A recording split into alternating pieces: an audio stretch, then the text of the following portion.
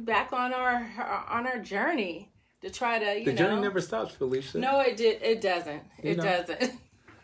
We might have got off at an exit, but we're back on track. That's right. So, introduce our guest. Yeah, today we have a wonderful guest for you guys today. She is a spiritual health coach and a vegan chef. We have Ananda Bliss in the building. Welcome, welcome, welcome. How you doing today, Ananda? I'm doing great, Glad to be here. I take that back. Bliss. Yes. Bliss. Mm-hmm. This is how we're going to refer to you today. Uh-huh. So, today we're hanging out. We're going to get to know you today and your journey. So, now you're a vegan chef and a spiritual coach. Now, were you always, a very spiritual person, or how did you get to this place in your life? Where did it start? In terms of the spirituality, I've always been spiritual. Was raised that way. Born and raised in Oklahoma, which is the buckle of the Bible Belt. So it's kind of in the genes, kind of in the roots. It's just kind of transformed and expanded over the years and over time, broadened a lot further than where I actually began. Vegan, that's new. Maybe we're going into the third year. Okay. As a plant-based eater, yeah, going into year 3. It seems like it always goes hand in hand when we interview people. Seems like their spirituality and the way they consume the energy that they want for their body kind of go hand in hand. So what was it like living out in Oklahoma, like growing up out there and now coming to the Bay Area? What was that experience like? Wow, they're very, very different. I can only imagine. It's very different. Oklahoma is a wonderful place to be from. It's very warm. There's a lot of richness. There's a lot of tradition. There's a lot of family values, which I find to be still very deep-rooted within me. Not that I don't see that in the Bay Area, but people don't tend to move from Oklahoma as much. Here you have a lot of transplants like me. And in Oklahoma, you have folks who are pretty much from like the Oklahoma, Texas area, kind of maybe a little bit of Louisiana, but people pretty much stay close to home. Yeah. The southern roots. Yeah, the southern roots. Folks will wave at you when you drive by. Folks will talk to you. So now, did you grow up in like a small town, or was it? No, I'm actually from the capital. I'm from Oklahoma City. Oh, okay. Yeah, Oklahoma City. Yeah, from the capital. Yeah. Good stuff. So what made you come to California? It's interesting. It's an interesting thing. I had finished up my graduate studies, and I got the hit intuitively that it was time to go. And it was time for me to branch out and move to California. And it was very, very strong. And I remember telling my mother, she was very afraid. She thought, oh my God, California is going to fall off into the ocean. They have earthquakes. Why does everybody think we're going to fall into the ocean? Well, like that's like the number one thing. Everybody's like, California is going to go right off the map. Right. What do they know that we don't know? Well, hopefully nothing. Let's hope that never happens. But it was very interesting. I told my mother, I said, it is imperative that I leave. I cannot stay here in Oklahoma any longer. And I told her that I would die if I stayed. And I didn't know at the time that it really wasn't a physical death with the body. It was more of a spiritual death. I had gone as far as I could go there. And it was time for me to continue on my journey. So I had to leave. It was imperative. Wow. And then you found yourself in the Bay Area, a whole different world. Did you have connections here in the Bay Area? Or how did you pick the Bay Area? I had a few. There was the first person who talked to me about moving to the Bay was a really, really good friend of mine. We met in Oklahoma. She's from Oakland, and she ended up moving there because the guy she was married to was going to this aeronautics school, which was in Tulsa. And at the time, I lived in Tulsa as well.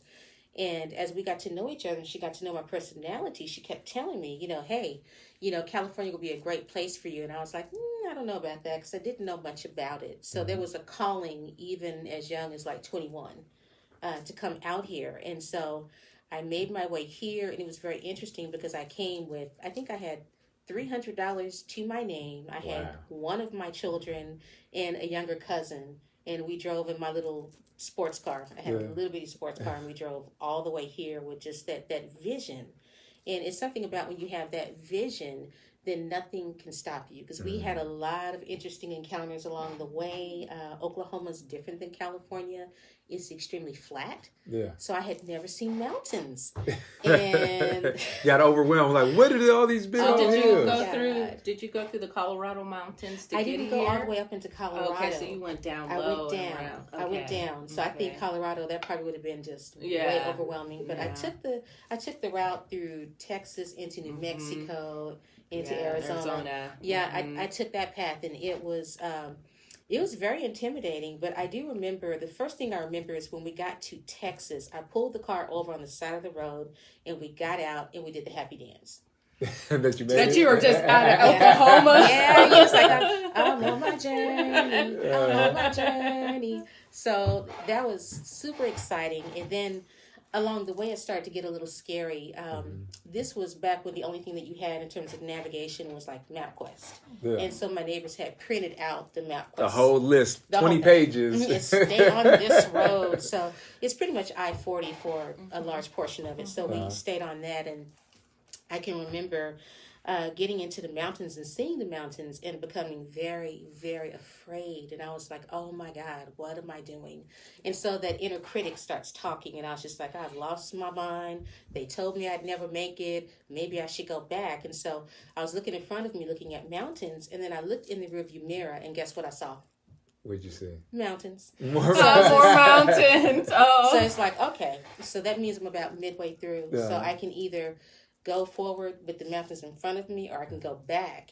Either way, there's going to be mountains to climb. So what am I going to do? Yeah. You know what that kind of reminds me of? Have you ever seen The Truman Show with Jim Carrey? I haven't. Tell me about it. Okay, so he lives in this bubble society, right? And they're actually filming him this entire time. So it's like reality TV. But he's the only one that doesn't know that he's on this show, right? Wow. And the whole thing is he's scared to go onto the ocean, right? Or go out to sea because he feels like something's bad's going to happen. But everybody that's producing the show doesn't want him to go out there because he's going to figure out that he's in this bubble, this dome, and then the show would have to end, right? Oh, wow. Yeah. So it's all these obstacles that he has to face to get outside this particular city and go across this ocean, where he comes to realize that it was all an illusion the entire time. Yes. So that just reminded me of your story, where you face those mountains where you're just like, oh my God, what's going to be on the other side of this mountain? Do I go back? No. Mountains behind me. It's mountain in front of me. Yeah, I just got to move forward. Keep going forward. You just got to keep on moving forward. When you have that vision and you have that knowing, even if your knees start to shake a little bit, you still keep pushing forward. Because as I saw the mountains in front and the mountains behind, I was like, okay, I'm going to keep going forward a little bit further, and I was still scared.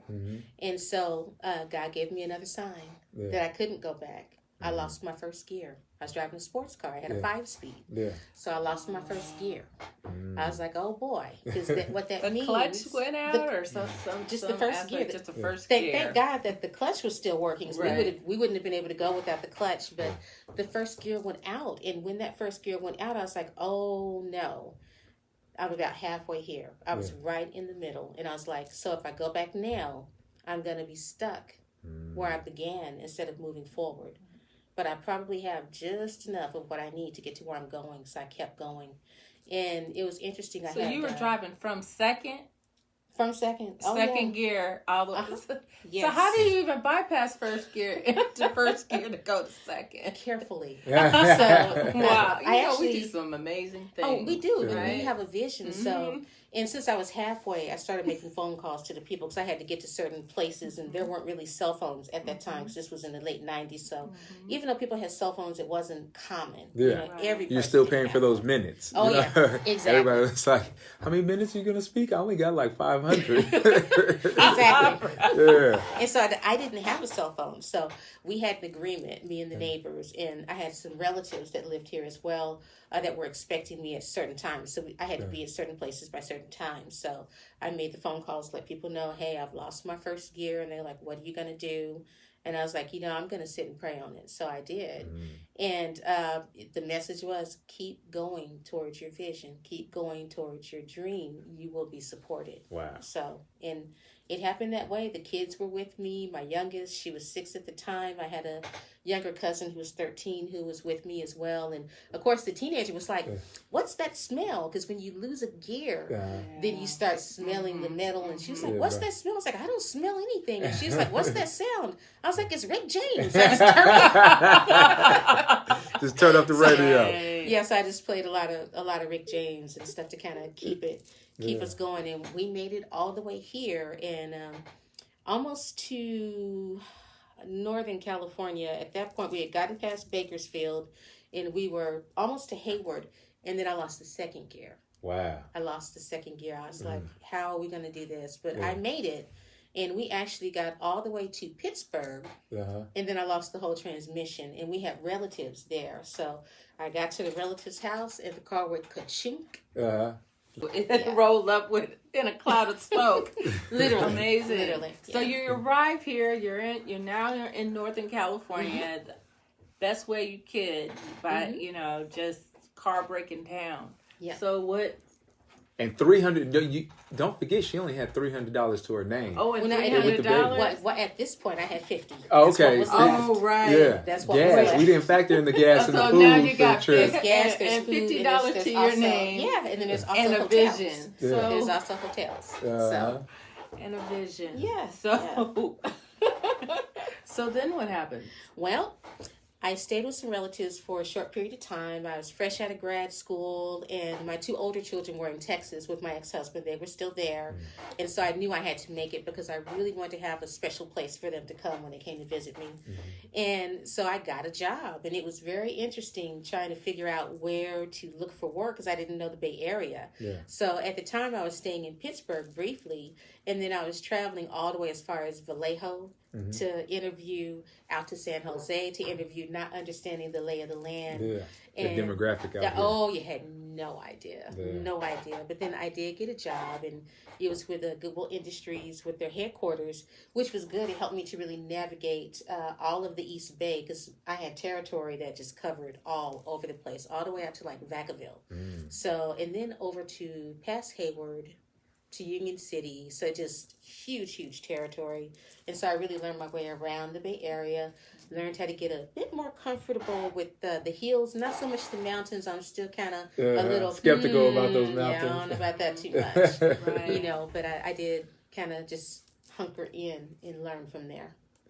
So you've been here the last 20 years? Yes, I've been here 20 years. Okay. So within those 20 years, where did this spiritual journey, because you're a spiritual coach, right? Where did that kind of begin?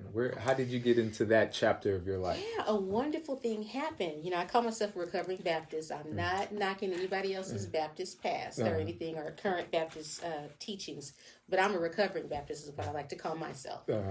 And so at that point in time when I got here, I had given up actual religion because when I had gone to college, I lived in these different housing buildings and things in college with folks who had all kind of different religious backgrounds. So I became unclear of what I had been taught previously, that this was the only way to go.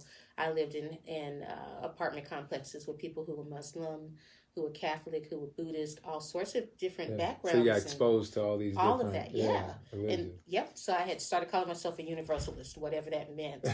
And then I was walking downtown Oakland, and people kept saying to me, "Oh, you look like you go to East Bay," and I didn't know what an East Bay was. And it was East Bay Church of Religious Science. Yes. So I found my way there, and kind of cut my teeth a little bit further under the teachings of Reverend Eloise Oliver, and started my path there of really understanding the oneness that we all are. We're all one. There's many different traditions. Pick one that works for you, get on it, and work that. Work your jelly on your path. And so I kind of went into it from that perspective, and I went on to become a licensed practitioner of the religious science tradition, which I still am. I've been a licensed practitioner now for 10 years, and I have lots of clients that I work with that way as well, and sing in the choir and different things like that. So, and I'm now a global practitioner with that same organization. So even though I began with East Bay, I've kind of spread out even further. And so I'm a global practitioner. And it's called God at Play, which is also part of Centers for Spiritual Living, which is It houses East Bay and a lot of other centers and churches. So I started on that path. I started studying and learning more about Buddhism, Hinduism, and things of that nature, which is where my name actually came from. Was from my meditation practice. So my given name at birth was not Ananda. That was a name that actually came out of my spiritual practice of meditation and mindfulness. So I think you might have lost some of our viewers when you were talking about the oneness. What exactly do you mean by the oneness that we all share? Meaning that we all come from the same place. We all come from, some people call it God. Some people call it Mother, Father, God. Some people say divinity. Some people call it George. You know, whatever that energy is, that creator, that creative source that we all come from, that we all belong to it. We are all a part of it. So we're interconnected with each other, and there is no separation between us. There's only a belief that we're separate, but it's not actually true. Why do you think so many people refer it to a male energy? Like when they talk about God, it's more of the male energy instead of the female energy. That's also the balance, you know, between the two sides. Well, personally, I think it's because we're still caught in this patriarchy type of mindset. It hasn't always been that way, but that's the times that we live in, and so there's like this affinity towards the male energy, the masculine face of God, and that is not only preferred but the only one. You know, and so it dismisses all these other things that women are people who have more balance, are in tune with that particular side of themselves, you know. And so the actual male energy is the creative energy. It's creative. And the more feminine energy is more of the receptive. It receives. It receives. So that feminine energy is definitely needed because it does bring balance, because it's like a sponge. It absorbs and brings in all this goodness, you know. And you need both. Both are necessary. And it's so funny that we only focus on one aspect, and it seems like that's why the world is kind of off kilter, if you can say, you know? Yeah, well, yeah, you can say. Well, this is true. At least that's how they promote it to the masses. You think it's off kilter because we're just leaned over onto one aspect of it? Right. Well, I'm just saying off its axis. It's so funny because, like, when somebody, say, even somebody as masculine as they want to be, if they do something towards their feminine side, because we all have a masculine and feminine within us. Correct. They're criticized or they're ridiculed, or you're taught not to tap into that, not to cry, you know, as a male and things of that nature. You know what I'm saying? What do you think is part of your coaching? Not what do you think, but part of your coaching. How do you help somebody find that balance that's been pushed to that side for their entire life? You know, they don't know anything else. Well, one thing I would do is to have them to really sit down and think about what's true for them, not what's true for someone else. Okay. And we would start by having a conversation, basically talking about childhood. You do start there and just start talking about what was the first time you got a message that this is the way to think and be, and this is the only way to think and be. What's your first recollection of that? So when did you start getting programmed? In layman's terms. Yeah. When did they start programming you to feel and think this way? Yes. And also, especially if I'm working with a male client, talking to that male client and talking about things of, you know, like when were you first told that it's not okay to cry, even if you fell and hurt yourself? And who told you that? Yeah. And how true was that for you? And how do you feel about that now? You know, what's true for you now? How to identify with that. Yeah, because you have both. I mean, because if you think about it, you have to get to a certain part in the gestation process to even identify the gender of a child, because everyone looks female at first. Yeah. And then we all still have estrogen and testosterone running through our bodies. So it's scientific. It already shows that this is the truth, that you have both. Yet we're taught that anything that's not this take charge in this process of being in activity and movement and motion, that there's something wrong with it. You know, and as long as we continue to hold that to be true, we're going to continue to be off our axis, you know, because you can't find balance if you only lean on one side. You need both. women need both as well. Exactly. So we have to be able to tap into what is defined as masculine energy as well. You have to be in action and in activity. You have to have both. So with finding both, if I'm a client coming to you and I don't have the understanding of oneness and the spiritual connection, and say that I'm coming from more so of a, let's say, a Catholic background, or no, let's say Christian, because more people, are familiar with the Christian background. But how do you start to unprogram somebody in the same sense of having them let go of all these beliefs and these programs, these layers that they've developed over the years? That's a very good question. When I'm working with folks who have that particular thing that comes up and that block, the first thing to find out is, does that person want to be reprogrammed? Do they want to come back to center, or what I understand to be center, because maybe they don't. So my job as a coach is to help that person to find what works in their life, not necessarily the way that I see the world. Yeah. So if that person is interested in oneness, we have that. How do you keep yourself separated, though? Well, because it's their journey. It's their journey. It's the same thing like being a parent, for example. My children are all grown now. Yeah. And the parenting part of it, the hands-on part, has stopped. But I still know just a tiny bit more about life than they do, just because I've been here longer. A little bit more seasoned. A little bit. Yeah, like a fine wine. Exactly. There you go. And so even with my adult children, I do my best to not advise unless they ask for advice. I do my best to really kind of listen to what's the underlying message and help them come to their own resolve and their own sense of self-knowing. And the same thing with clients. Not that clients are children, but when you're working with anyone, it's really important to understand what do they want for their life. Yeah. And I really see myself as a vessel. I'm a vessel. A vessel. So I know, so I have a 14-year-old son. Perfect example. Yeah. He doesn't quite know where he wants to go with his life. So how, as a parent, this is where I'm finding myself in my particular journey. As a parent, how do I help him figure out where he wants to be in his journey without manipulating him at all with my own bias of who I am as a person? I do. And I think that's some of the challenges in life. It's like, right now he's a freshman in high school. Right. And he wants to do, I told him personally, when I was a freshman in high school, those 4 years went by fast, and it felt like it was wasted time because I didn't have any kind of direction. I didn't know what I wanted to do. I didn't know who I was at that particular time. I didn't have parents talking to me about any of those topics, right? They're just talking about, as soon as you graduate high school, you have 3 options: either go into the military, go to college, or get a job. Right. Right. Right. And I want him to see the world as a bigger picture than, only having those 3 options. But I feel like this is like the grassroots of where that seed needs to be planted to allow him to develop. So once he gets to that point in his life, he'll have these choices to choose from.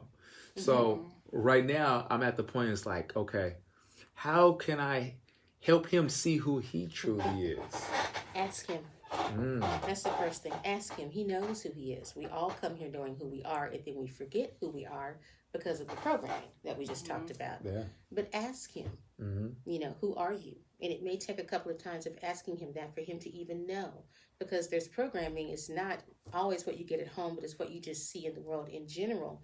But ask the question, who do you see yourself being in the future? What's important to you?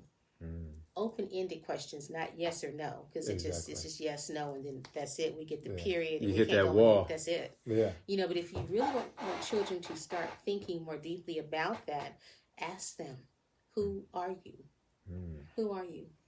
Okay. So you ask your son, and in my case, my daughter, who they are.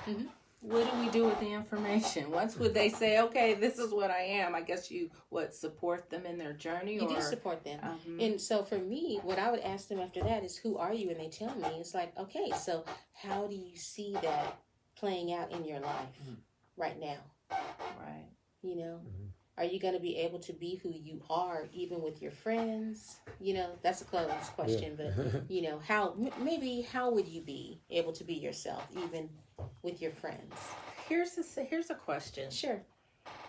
Even along those lines, so you ask and they tell you, and you're trying to support them, but they're not open to that support, and they also don't want to hear what any guidance. They don't want your feedback. Right. Just put it out there. We're not trying to shoot it. They don't want your or feedback. They anything look at you like you're crazy. that you have to say in regards to helping them clarify who they are. Well, one thing you can do is ask them, how can I support you? What would support look like from me? Okay. Who's going to support you? Yeah. You know. Okay. Ask those kinds of questions, and then you can build from that. Because then if they say, well, my friend Johnny is going to be my support, it's like, okay, and what do you see Johnny doing to support you?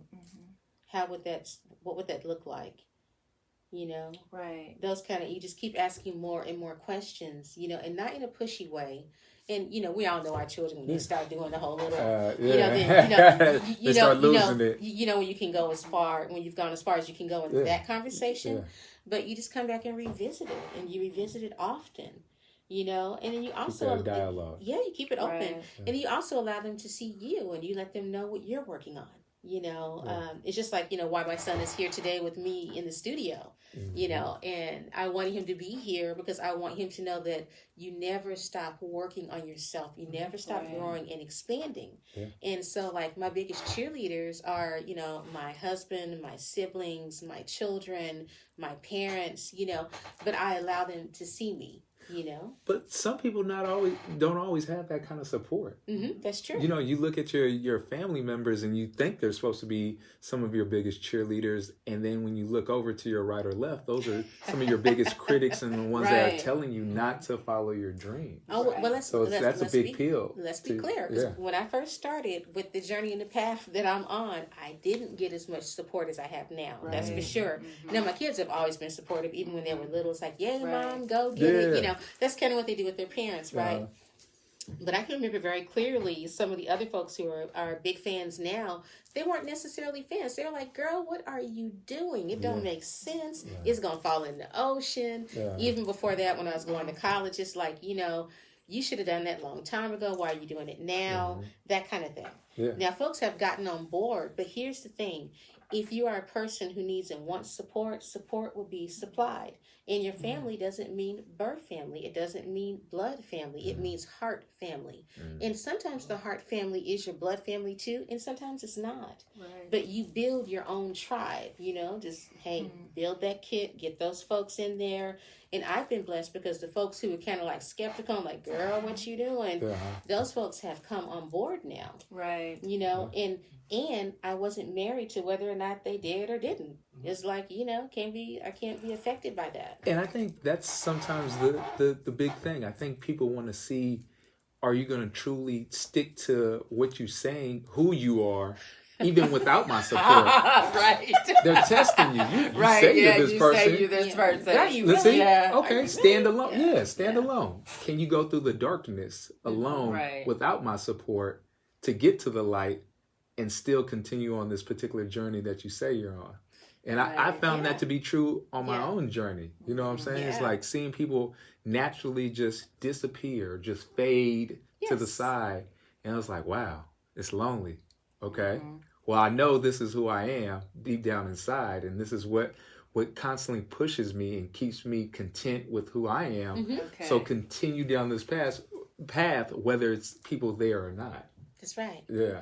That's right. So here's my struggle. Okay. I'm clear about who I am. I know what I want to do. I know I have identified my passions. Yes. But underneath, in the recesses of my unconscious mind, are some little demons that just pop up and just throw me off of my visions, plural, because I have a few. Of course. And I get thrown off. And my biggest struggle is trying to figure out, for one, how to get back on course, get back on track. And two, my family looking at me like, you need God in your life, as if I don't have God in my life. Because I came up through East Bay Church. All right, yeah, all right. Yes. Sister Fran over here. Right. All right. So I'm very clear about how I get my spiritual food. Right. So how do you just write it? Because I can meditate, but there is something deep down that just pops up every so often that really kind of derails me. I think that's true for everyone. I have that happen as well. And so this is part of the reason why we meditate. And this is like, I told you I'm a practitioner, right? That's one who practices. So, and it's the same for everyone. We all practice. We practice the presence of God within us. Now, that might be a little out there for some people, so let me break it down a little bit further. So, when you hit those walls, and you will, because we're all having this human experience, we all have things that have happened, and they pop up, take a look at it. Don't run from it. Look at it. Ask it what it has to teach you. Think about, are you really done with that, or do you need to sit with it a little bit longer? Don't be afraid to go into that darkness and see what's there, especially if it's your darkness. It's something that's coming up in your life. What is this? Okay, I see you, I hear you, and now I'm shifting back over here. Sometimes what has happened with me is I have found that when I do that, I may be able to tweak the actual passion and the goal a little bit more. There may be something else there. I might need to just lean a little bit more to the right or to the left. And it gives me an even stronger vision and picture. And it also gives me something else that I can help other people with as well. So those things are going to happen because you've been in a human body for a long time.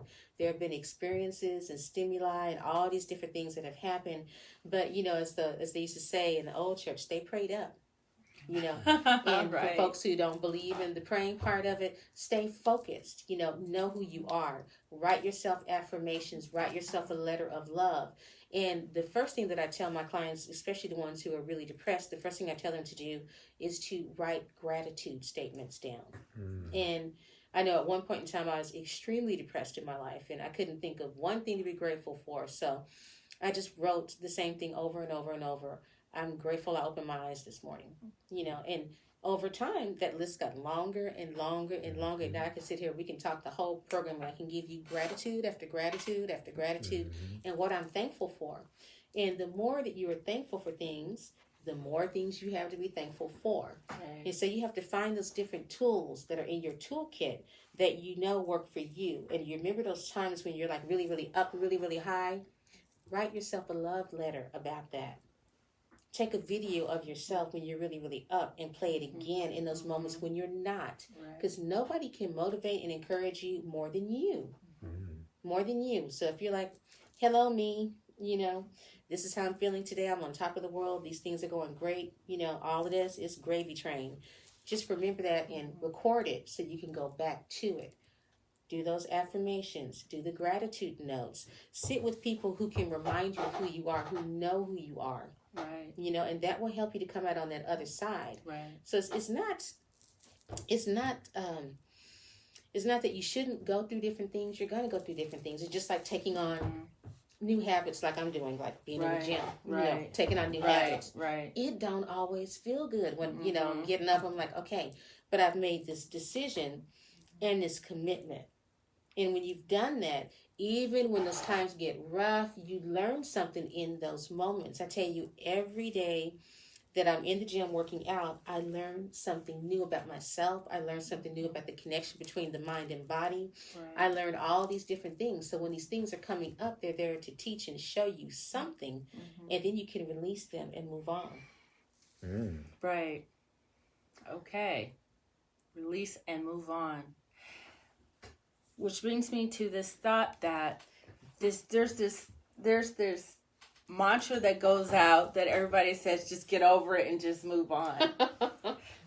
But we know that sometimes it's not so easy. But what you have just said is that you acknowledge it and you examine it. And then once you've examined it, you know what it is And that would allow you to move on. Exactly. Okay. We got a couple comments, Felicia. I don't got my glasses on, so you Nor got... do I. I can't see that far. Usually. Can you see that, Bliss? Not even with the glasses. Yeah. Let's see. Let's see. We got a couple comments right there.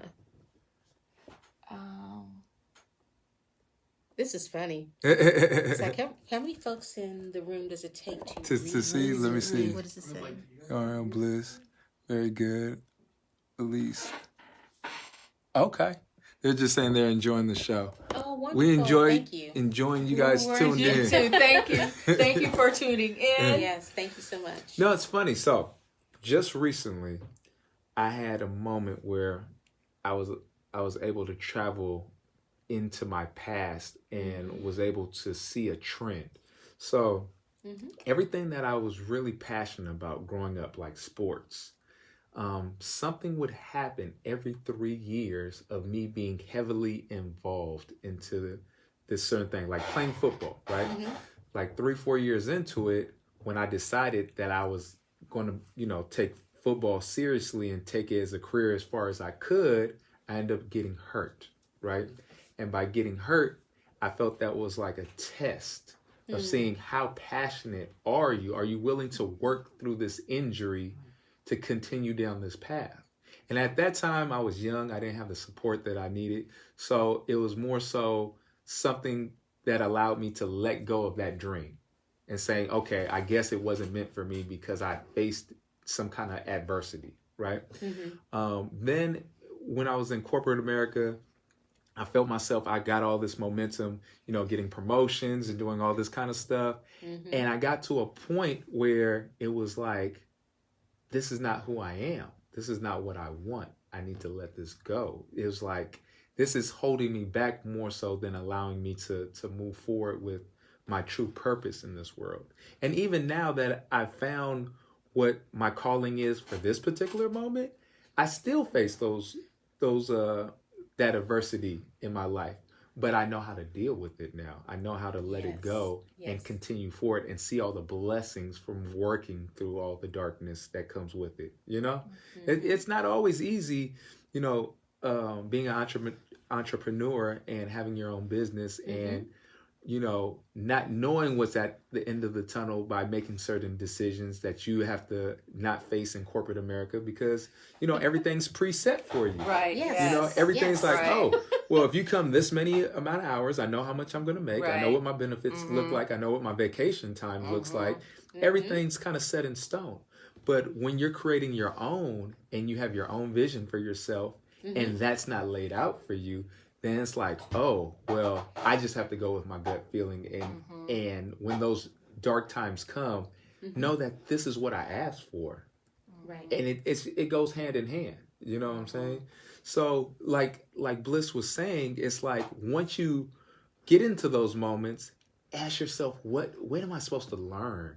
What is the learning purpose of this experience that is making me feel uncomfortable at this particular moment? Right. And that's kind of how I've grown through my experiences.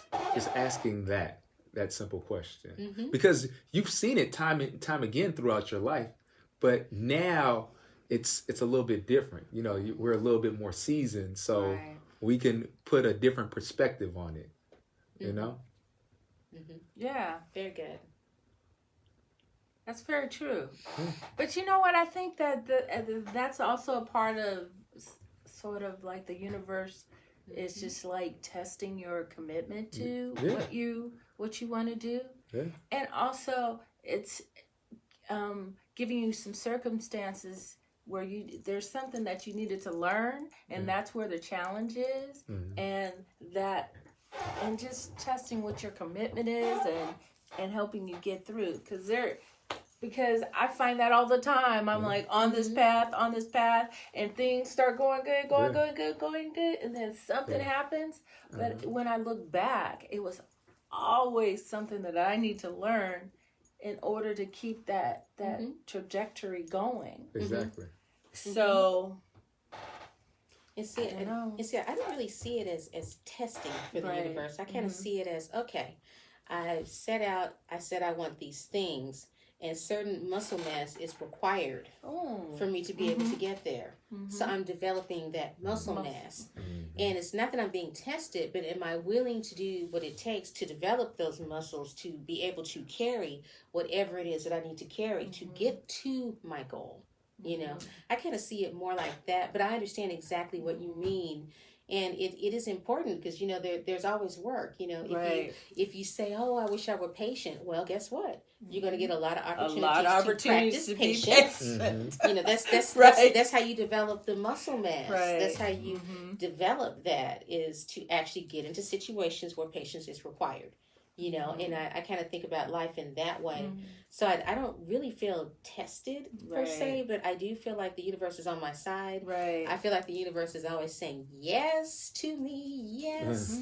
And I feel like, okay, am I in alignment with my goal? Am I in alignment with it? Am I doing the things that are required in order for this to happen? You know, because if I say that I want to be able to lift a certain amount of weight, that's not going to happen if only thing I'm lifting is bonbons laying on the couch. It's not going to happen if I don't work my core. Then I'm not going to develop the core to be strong enough to go up and down those stairs that I like to walk over at Lake Merritt. You know, I'm not going to get strong enough. So I kind of see it from that perspective. So let's talk about the whole mind, body, spiritual continuum. Because that's kind of what we talk about. This is totally what we're trying to bring to folks. Is that it's a whole complete package. It's not just the physical. It's the mental. It's the spiritual. It's just you're right. Just you know, coming in alignment. It all works in tandem as far as I'm concerned. So I like to call myself a whole person wellness coach. And what I mean by that, there's like several different businesses that I operate. The coaching is one, and we've talked a little bit about that already. And then some of the other things that I do is sound healing. So from the inside out, you know, because I was really moved when you were talking about folks telling you need to get God in your life. Well, how could God not be in your life? That's where you came from. So the fact that someone else may not see the activity and the activation of God in your life doesn't mean that God's not there.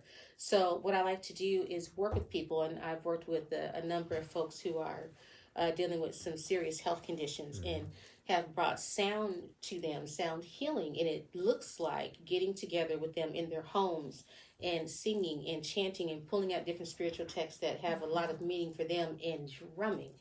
You know, everyone has the ability to sing. And the thing that I tell people all the time that come to my workshops, it's not about having a Grammy Award-winning voice. It's about having a Grammy Award-winning heart. Right, because if I sang, boy, I'm just saying. Waking up the dead over there, Felicia. I'm just saying. Well, honey, sometimes the dead need to be woke. So, okay, you know that dead stagnant energy. We need to wake that up. So we might be calling on Sister Felicia to come out and sing a little tune for us. But you know, the drumming, the singing, the chanting in community, it activates something inside, and it's the God within you. God is always within you, so it activates that. So that's more of that inner work, you know. And then I have the nutrition piece, so that's very important to me. So I had a health scare as well, and was told, "Oh, you fit the description," you know.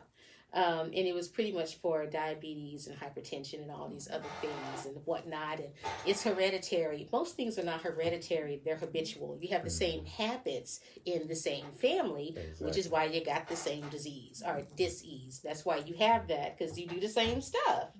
And so I've become like a nutrition advocate. I'm not a nutrition consultant. I'm working on that. But I am a nutrition advocate. So what that means is I help people to really begin to think about nutrition, reading labels, teaching classes and on cooking and looking at oils and contents and ingredients and things like that, and putting it together in a way that's really delicious and healthy, where you can really feel good about your food. And one of the comments that I get about my food all the time is that it tastes like it was cooked from love, and it was, because I absolutely will not serve any plate to anyone that doesn't come from that space and energy of love. So I infuse it with that loving energy, everything that I make, even down to a salad, you know, all those things. And it's very important. So that's kind of how that whole coaching works, you know. So it's the mind, which is getting out of your own way and looking at some of those past things that are going on, and how can I, you know, move through those, understand them, and release them, to looking at what's my inner work, what's my inner dialogue, what's going on with me, you know, and being able to tap that spiritual energy within, and then looking at the nutrition and the health, you know, and how do you walk and live a life full of wellness, full of purpose. Because it's not going to do you any good to have all the money in the world if you don't have health. Right. Exactly. You still laying down in the bed, can't do nothing. So, there you go. So, when did you come to the realization that, because you've been a spiritual practitioner for the last 10 years. Yes. Right? I'm licensed. Licensed. So, when did you come to a realization that what you were putting in your body was needing some kind of adjustment? When did that journey start for you? Well, it started when I got a diagnosis of edema, which is swelling. You have extra fluid in your body. And it settled in my feet, and I got to the place to where I couldn't put my shoes on. Wow. And so I went to the doctor and had these different conversations, and no one could tell me how it came to be that way. And so I decided that I wasn't going to take pills on my life. So I started doing research and changing my eating habits. So I started finding things that would help to get water out of your body, to release inflammation, those kinds of things. And I noticed I started feeling better. My skin started looking clearer. You know, I wasn't as anxious anymore. I didn't have the anxiety. I didn't have the depression. I didn't have the blotchy skin and the negativity of, I had 3 kids, you're just gonna be fat. You know, I didn't have that mindset anymore. So things just continued to change, and the taste of food began to change for me as well. Wow. And as I started just thinking about who am I being on the planet, and how can I say that I'm a healer? And this is just for me, so I'm not projecting onto anyone else, but how can I say that I'm a healer, but then I'm willing to consume the flesh of other inhabitants of the planet? And for me, I had to ask myself that question. And, you know, for me, it just came back that I needed to do something different. I don't say that I know what's best for everyone, but I know what's best for bliss. Exactly. And I needed to do something different with my life and who I was becoming and how I was interacting. And I noticed that even my conversation around animals, plant life, the world, the environment began to change as well. Just as I changed, all of those things began to change. Now, was that an overnight transition for you, or did it take some time to get to that point? Because, no, I'm being very honest right now, because a lot of people think they have to do certain things like this overnight. And when they can't complete it or go down that particular journey, they feel like a failure, and they just go back to what they know. Right. So how did that transition work for you? Was it over a couple months, you kind of weaned yourself off of the dairy and certain other things that you found that were giving you inflammation of the joints? Or was it like you did the research and then the next day you're like, I'm cutting it all out, I'm clearing out the fridge? Well, I wish that I was able to move that quickly, but I don't. Okay. My steps are always purposeful and slow. So it happened over a period of time. It's taken years. It's taken years to get there. I still consider myself a work in progress. I'm still learning new things every single day. And so I did start with the elimination of dairy, because I started realizing, oh my God, my stomach really hurts when I was having dairy. And then I learned that was, lactose? Yeah, that was lactose intolerant. And then I thought about that. I was like, oh, good news. I'm not a baby cow. Lactose is not for me. So I was like, yes, good news. I'm not a baby cow. I don't have to have that. Exactly. And I just started shifting from there. I really spend a lot of time, for me, part of my healing time is even in the market. You know, I like to go when I'm in the supermarket and just send good wishes to people as I encounter them when I'm in the store. Just good thoughts, whatever whatever it is they're doing in there. And I think about the different produce and things that I'm picking up. And, and I take a lot of time with picking the right red bell pepper, which one is calling my name, which one wants to come home with me. And, I just started very slowly. And because, and because I'm from Oklahoma, I didn't have like a lot of guidance with just having plant-based food, because honey, we ate that pig from the rooter to the tutor. I mean, from front to hind quarter. Before we got on the air, we had a little discussion about this off air, y'all. Man, I was telling her the first experience I had with chitlins. Chitterlings. Yeah, at my granny's house. And I wasn't a believer at that time. I walked in the house and I was like, what is that smell? Oh. Yes. And I was like, they was like, just taste it. I was like, after it smelled like that, you want me to put it in my mouth? What? Right. And it's just, man, it's amazing what we do on an unconscious level just because everybody around us does. Exactly. Yeah. Well, but the beauty of it too, coming from Oklahoma, is I come from omnivores. They ate everything. So my grandparents, they raised crops and things like that also. So I also got the fresh produce as well. And I really wish I had listened more to my mother, because she, as a teenager, she decided, it would be so great. We were teenagers. She wasn't. But she had decided at that point in time, it would be a great idea to have a garden in the backyard. And, and I was a teenager. It's like, I was like, well, that's your garden. I'm not supposed to get out there. I'm not growing no tomatoes, And I wish I had paid more attention to that now. But it's something about growing your own produce, your own vegetables, getting them out of the earth yourself. There's something about that, It's kind of like the ebb and flow, this whole cycle of giving back. You take from the earth, you give back to the earth, and so forth. And so it's been a process. It's still a process. I'm still on that journey. I'm still, working that all out and what it looks like for me to be plant-based. And I like to encourage people to have a plant-based meal. It's your choice if you want to be fully plant-based or not. If you're coming to my house and you're expecting me to cook, well, guess what's on the plan? Right. It's going to be plant-based. And I heard you specialize in something real delicious that I haven't got to taste yet. I know you waiting on that, right? I'm definitely waiting on it. Hummus. Hummus. So I'm like, Queen who doesn't love hummus. Yeah. Queen hummus over here. I have two specialty blends that I really love. So one is avocado and jalapeno, and the other is black eyed pea and roasted red bell pepper. Yeah, I'm not you said jalapeno.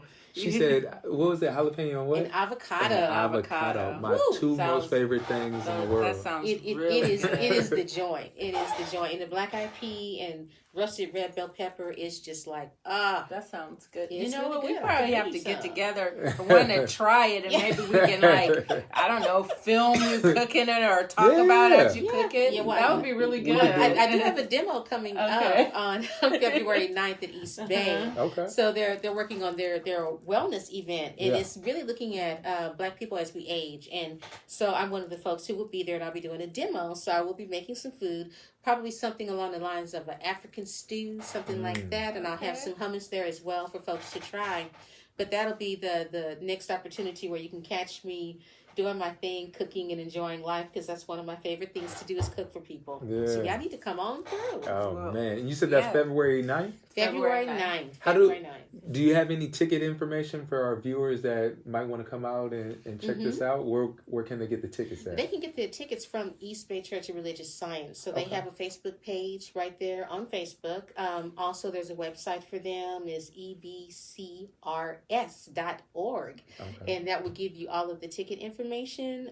I will be there. There'll be a lot of other wonderful people there who are talking about just moving through the process of age gracefully. A lot of people who are really young think it's not for them, but hopefully it will be for you at some point. Hopefully you will be moving into elderhood. And, we talked about that earlier, that I'm at the very beginning stages of elderhood and loving it. And eating well and understanding how your body works is one of the key things to doing that. So y'all should come and check us out. So is there anything else that's coming down that you're going to be involved in? Oh, always. Okay. So I have my next workshop that's going to be coming up on March 2nd. And this will be at the East Bay Community Space on Telegraph. And that workshop is entitled Good Morning Life. And it's all about your rituals. What's your morning ritual? How do you start your day? So And it's a lot of fun. I've done this one before and got a lot of really great feedback, and y'all should come and check that out. That will be on my website. The date and information. Well, you got to give them the website to let them know. Yes, let's give them that. So my website is my name, AnandaKenboya.com. And that's AnandaKenboya.com. Ooh. Easy. Y'all got hit rewind for that one more time. Give it to them one more time if they didn't get it the first time. Right. Okay. AnandaKenboya.com. Boom. There Ananda you go. Kenboya. You know what? Talking to you, we could go on forever. It's been amazing. This little time just flew by, but that's okay. Yeah, just invite me back again. Right. We'll have to do that. So yes, We have to do part one. We have to do a cooking episode with them next time because we got to taste some of this food. Oh, yeah, just going to be singing with that one. Yeah. So we're going to feature you, Felicia. So they'll say, "Don't do that anymore." As our views just went down. Said, "Don't not do that, nada." So let the viewers know all your social media outlets where they can find you, so they can get more information, or if they're interested in some of your coaching. Okay, absolutely. So the best way to reach me for coaching and upcoming events is on the website that we just talked about. You can also follow me on IG at blissfully_vegan. And I have a lot of my recipes and food and delights right there. I also have a meditation class coming up on Tuesdays starting March 12th. That will also be at the East Bay Community Space from 5:30 to 6:30 p.m. Okay. Well, that's beautiful. Guys, if you haven't got hungry yet, Right. like we are in the studio, because now Right. I want some avocado and jalapeno hummus. I got a sudden taste for it. That Yeah, sounds I good. bring y'all some. You gotta bring us some. Yes. So Go ahead and close us out, Felicia. that wraps it up for Health Matters. My goodness, we just flew through that time. But you can tune to us on Sunday at 2 p.m. on KPFB 89.3 FM in Berkeley. And Kat, why don't you give them your information? Yeah, most definitely. Guys, if you want to follow me on IG, it's Cat Fitness 3. You can also find me on Facebook, Cat Fitness. And make sure you follow our page on IG, which is Health Matters Radio. And where can they find you, Felicia? In my home. I'll get back on social media. I kind of stepped back from it. You taking a break? Taking a break. Hey, sometimes you need a detox. Yes, you you need do. a cleanse. People were reaching out to me who didn't need to reach out to me. So. Okay, they just want to reach out and touch you, Felicia. Them long locks you got. So thank you for tuning in this week. We'll catch you next week at the exact same time. And thank you for all our viewers on Facebook that tuned in and asked all the amazing questions today. We'll catch you next week, and peace out.